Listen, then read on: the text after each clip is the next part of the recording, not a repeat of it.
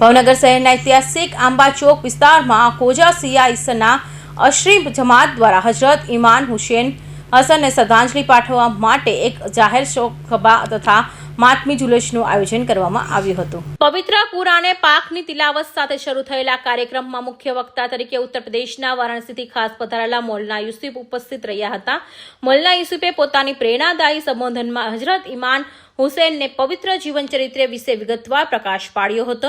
તેમણે જણાવ્યું હતું કે ઇમામ હુસૈન અસ્કે ક્રૂર શાસક યઝીદ અત્યાચારો જુલમની સામે ક્યારેક ઝૂક્યા નથી। સમગ્ર જગતમાં માનવતાને ઉચ્ચ સિદ્ધાંતો બચાવવા માટે કરબલાના મેદાનમાં પોતાની મહાન કુરબાની આપી હતી, જે આજે પણ વિશ્વભરના લોકો માટે પ્રેરણારૂપ છે। ધાર્મિક સભાને સંબોધતા મૌલાના યુસુફે કરબલાના મેદાનમાં ખેલાયેલા લોહિયાળ જંગનો ઉલ્લેખ કરતા જણાવ્યું હતું કે મોહરમ માસની 10મી તારીખે કરબલાની શહીદોના મનમાં તાજિયાઓ બનાવી ઈમાનોને ગમ મનાવવાની ઇસ્લામિક પરંપરા છે।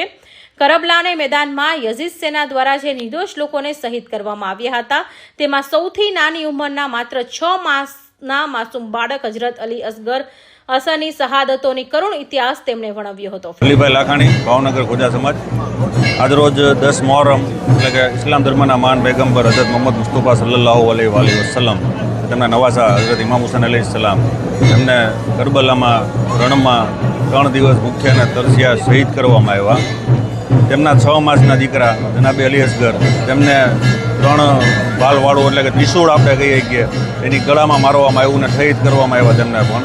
એટલે આવા જુલ્મની પાછળ આજે ભાવનગર ખોજા સમાજ અને સમગ્ર ભારતમાં અને સમગ્ર વર્લ્ડમાં આજે 10 મોહરમ એટલે કે આશુરાના દિવસે તાજિયા કાઢવા અને જુલુસ કાઢવામાં આવે છે। એ જુલુસમાં બધા લોકો માતમ કરે છે અને તાજિયત પેશ કરે છે। એટલે આજરોજ ભાવનગરના આંબા ચોકથી અલકા સુધી જુલુસ જશે અને ત્યાં જુલુસનું સમાપન થશે અને રાત્રે રાજ્ય ઠંડા થશે। ફિરોઝ મલેક, ભાવનગર।